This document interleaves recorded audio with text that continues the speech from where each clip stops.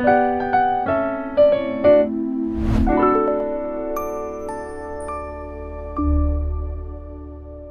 welcome back to Rise English. I'm Ryan. And I'm Sophie. Hi, everyone. Okay, Sophie, something happened to me last weekend. I was at a birthday party, didn't know many people, and this woman walks up, super friendly. Hi, tell me about yourself. And I just stood there. 4 seconds. Then I said, I teach English. Smiled. That was it. That was it? She tried to help me. She said, Oh, cool. Do you like it? And I said, Yeah. Ryan, you teach English for a living. I know, it was so bad. But you know what? I think a lot of people listening right now know exactly that feeling. Maybe not at a party. Maybe in an English class, first day, or a job interview, or just meeting someone new. Someone asks, Tell me about yourself. And suddenly, everything you know just disappears. You practiced, you studied, but in that moment, nothing. Or the opposite. Everything comes out at once and it still doesn't feel right. Right, too much or too little. And either way, you walk away thinking, why is this so hard? It's just one question. And that's exactly it. It's not the words. It's not knowing where to begin. So today we fix that. 8 simple topics. A real starting point for the classroom, for work, for anywhere this question shows up. If you're new here, please subscribe and hit like. It really helps us reach more learners. Okay, let's build this together. Topic 1. Name. All right. First one. And I know it sounds obvious, but the way you say your name actually sets the whole tone. Sophie, what's your name? I'm Sophie. Nice to meet you. See how natural that is? Short, warm, and it ends with a little gift to the other person. Nice to meet you costs you nothing, and it instantly makes the other person feel welcome. That's the move right there. So the 2 sentences you want. My name is Sophie, or I'm Sophie. Both are perfect. Both are natural. And then, right after, nice to meet you, that's it. That's topic 1. Done. Don't overthink this one. Your name, a smile in your voice, and nice to meet you. You've already started better than most people. Topic 2. Where you're from and where you live. Okay, next. Where are you from, Ryan?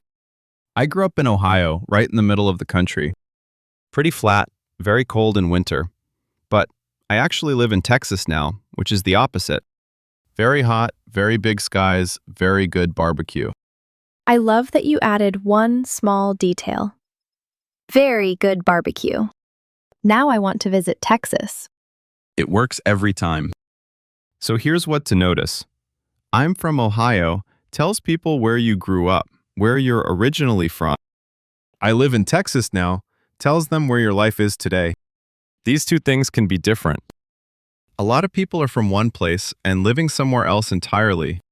I'm originally from a small town in the north, but I live in the capital now. 2 sentences. Already interesting. You can also add one tiny detail about the place. Big city, small town, near the mountains, near the sea. It makes the answer feel alive instead of just factual. Alive is the goal. Always. Topic 3. Age. All right, age. Sophie, how old are you? And you have to answer. I do have to answer, don't I? Fine, I'm 27, and yes, I'm aware that's almost 30. Almost 30 is the new 25, someone told me. That person was lying, but okay. So the simple sentence here is, I'm 27 years old. Or just, I'm 27. You can drop the years old in casual conversation. It sounds natural either way. And there's a really useful option if you'd rather not give the exact number. You can say, I'm in my 20s, or I'm in my early 30s. It gives a general idea, it still answers the question, and it keeps a little bit of mystery if that's what you want. One small cultural note. In some situations, especially in more formal or professional settings, people might not ask your age directly. And if you're not comfortable sharing, you can simply smile and say, I'd rather not say, with a light tone. People will completely understand. No one will be offended. Topic 4. Job. What you do. Now the big one. What do you do, Sophie? I work in education. I teach writing, mostly to adult learners. And I'm an English teacher. Have been for about 5 years now. Still love it. So the simplest version is, I'm a teacher. I'm a nurse. I'm an engineer. I'm a student. Subject plus I'm a plus the job. Very clean. Quick grammar note here that a lot of learners miss. If the job starts with a vowel sound, you say an instead of a. I'm an engineer. I'm an artist. I'm an accountant. But I'm a teacher. I'm a chef. I'm a nurse. The sound at the start of the word is what decides it. And if you're a student, you can add what you study. I'm a student. I study business. Or, I study computer science. That one extra sentence gives a lot of information in a natural way. What if you're between jobs right now, or not working at the moment? You just say it honestly. I'm looking for a new job at the moment. Or, I'm taking a break right now and focusing on some personal projects. Both are real and completely acceptable. You don't need to explain or apologize. Just say it simply and move on. And here's a small tip that makes a big difference. After you say your job, try adding one sentence about why you like it. I'm a teacher. I love watching people grow. I'm a chef. Food is how I show people I care. That one feeling makes you sound like a real person instead of a job title. Topic 5. Family. Okay. Family. This one always brings out the warmth in people. Ryan, do you have brothers or sisters? I have 2 younger sisters. They're both in university now. Honestly, they're both smarter than me, and I've made peace with that. That's very mature of you. It took a while. What about you? I have one older brother. His name is Daniel. He's a photographer, very creative, very disorganized, classic artist type. Ha! So the sentence is simple. I have one brother, or I have 2 sisters. You can add whether they're older or younger, my older brother or my younger sisters. And if you want, one small detail about them makes the answer feel personal.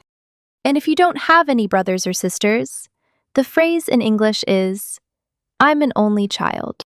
That's a set phrase you'll hear it a lot. It's not sad, it's just a fact. Many people are only children, and they're perfectly happy about it. What about parents? You can keep it simple.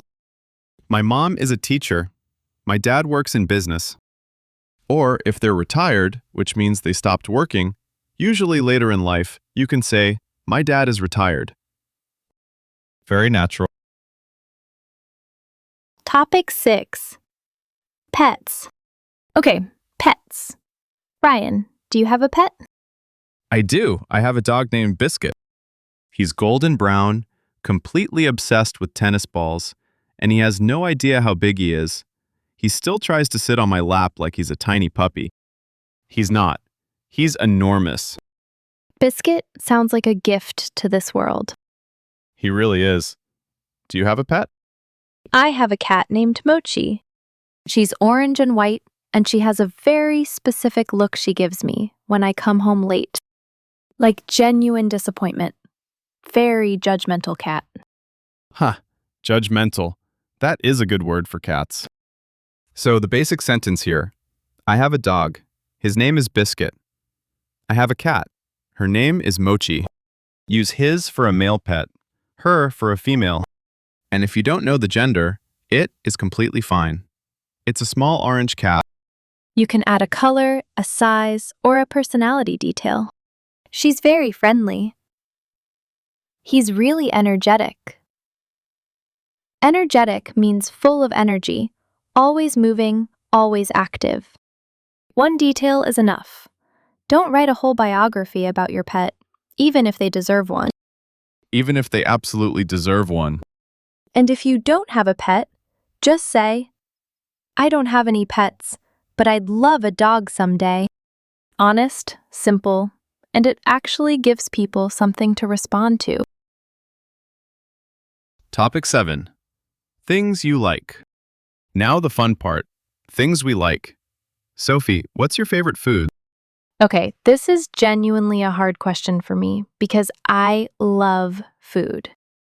But if I had to choose right now, ramen. Japanese noodle soup. Warm, rich, a little bit of everything in one bowl. It's the perfect food. Good choice. Mine is tacos, specifically beef tacos with a lot of salsa. Classic. Okay, so the sentence. My favorite food is ramen. Or just, I love ramen. Both are natural. My favorite plus the category. Food, color, movie, music is one of the most useful sentence patterns in English for talking about yourself. What about hobbies, things you do in your free time? I love painting. And I like taking long walks in the city. I notice things when I walk old buildings. Interesting street art. It's my way of slowing down. That's really nice. I'm a big music person, old rock from the 70s. My friends make fun of me for it constantly. And I like to cook. I try one new recipe every weekend. Sometimes it goes well. Sometimes I eat cereal for dinner instead. Real and honest. Okay, so 2 sentence patterns for hobbies. First, I like to cook. I like to walk. That's I like to plus a verb. Second, I love cooking. I love painting. That's I love plus the verb with ing at the end. Both are correct. Both sound natural. Choose whichever feels easier. And a great way to start this part of your answer?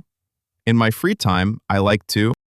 It's a natural phrase that signals to the other person, okay, now I'm going to tell you something personal about how I spend my life. It feels warm. Topic 8. Things you don't like. Last topic. And this one might surprise people. Talking about what you don't like is actually really good for a first introduction. Really? Why? Because it makes you sound like a real, specific person. Everyone says, I like music and I enjoy traveling. But when you say something you genuinely don't like, people remember you. It shows personality. Fair point. Okay, what don't you like, Sophie? I cannot handle very spicy food. Like extremely hot chili peppers, my whole mouth just gives up. And I really dislike waking up early. I am deeply, completely not a morning person. Same on the mornings. My alarm goes off and I genuinely feel betrayed. What about food? I don't like blue cheese. The smell is too much for me. I love blue cheese. We're very different. We are, and that's the point. Your dislikes show who you are. So the sentences: I don't like spicy food. I don't like waking up early. Simple and clear. There's also a softer, very natural phrase. That's not really my thing. So instead of, I hate crowds, which can sound very strong, you can say, crowded places aren't really my thing. Same meaning, much lighter feeling. Better for a first introduction. And my personal favorite pattern for this? I'm not a morning person. You can swap morning person for other things. I'm not a big sports fan. I'm not really a city person. It sounds very natural in English, like a real person talking, not a textbook. Okay, we've been through all 8 topics. And here's the thing I want to make very clear, because I think this is where a lot of people go wrong. What's that? You do not say all 8 every time someone asks. That would be a very long, very exhausting introduction. Ha, imagine. Hi, I'm Ryan. I'm from Ohio. I'm 30. I'm a teacher. I have 2 sisters. I have a dog. I love tacos and rock music, and I don't like blue cheese or mornings. And the other person is just standing there, holding their drink like, okay. Exactly. That's not a conversation. That's a list. So here's the real skill. You pick 2 or 3 topics based on the situation you're in. If you're in an English class, meeting people for the first time, maybe you share your name, where you're from, and why you're learning English. That's it. Simple, personal, relevant. If you're at a social gathering, maybe your name, your job, and one thing you enjoy. And then, this is the key move. You end with a question. You ask the other person something, because that's what turns an introduction into a conversation. Hi, I'm Ryan. I'm a teacher, originally from Ohio. In my free time, I like to cook. Do you cook? Now we're talking. Now there's somewhere to go. Think of it like a door. Your introduction is just the door. You open it, you step through together, and the real conversation happens inside. You don't need to describe the whole house before you open the door. Just open the door. That's the whole job. Okay, let's hear it all together. I'll go first. Listen and count how many topics I use.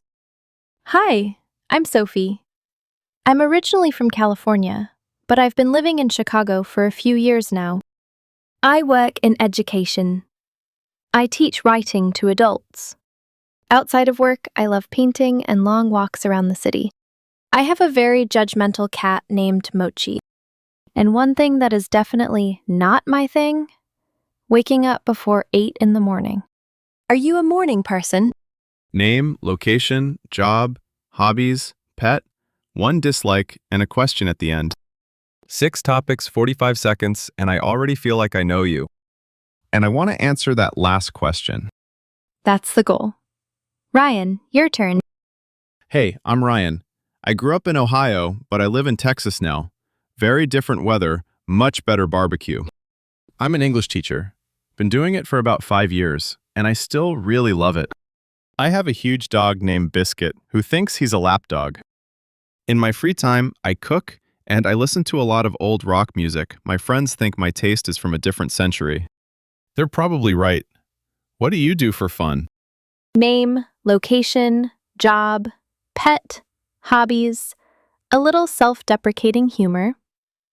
Self-deprecating means a small, light joke about yourself. And a question.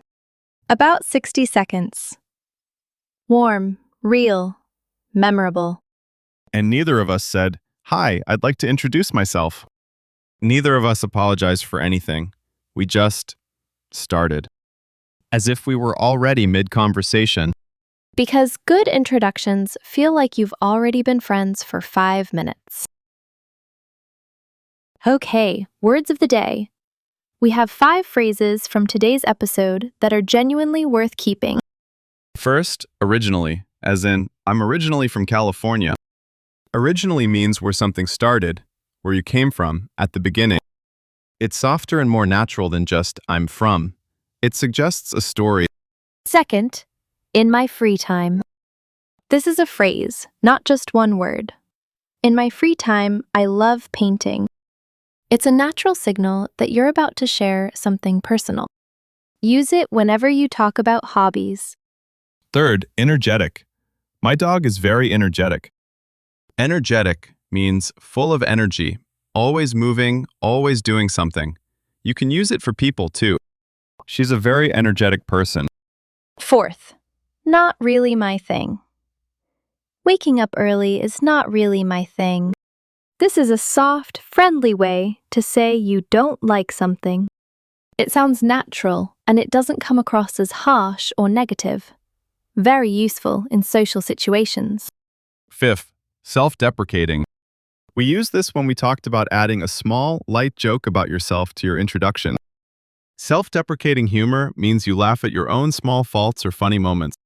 It shows confidence and it makes people feel comfortable around you. My friends think my music taste is from a different century. That's self-deprecating.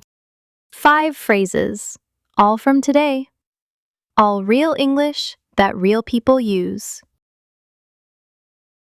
And now, our favorite part of every episode.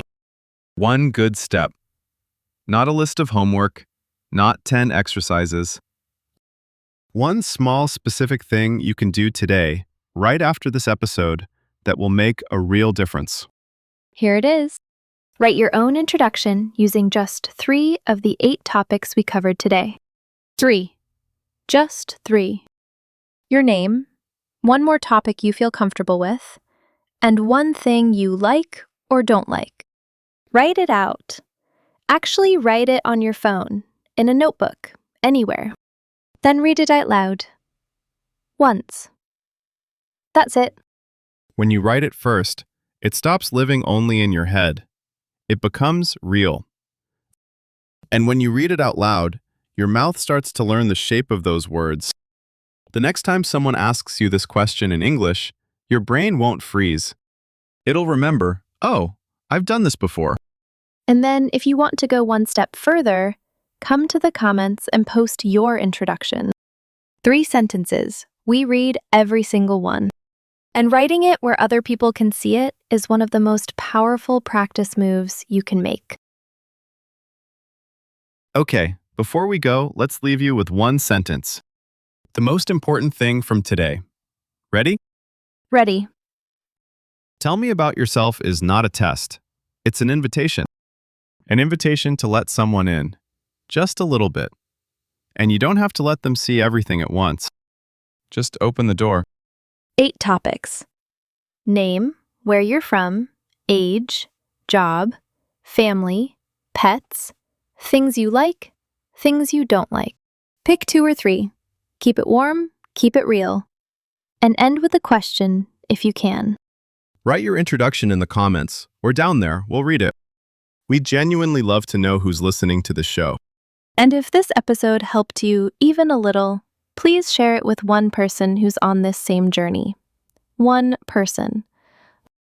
That's all it takes to help someone else find their way here. Thank you for spending this time with us. We know your time is worth a lot, and we never take it for granted. Keep going. You're doing better than you think. We'll see you in the next one. Bye for now. Bye, everyone.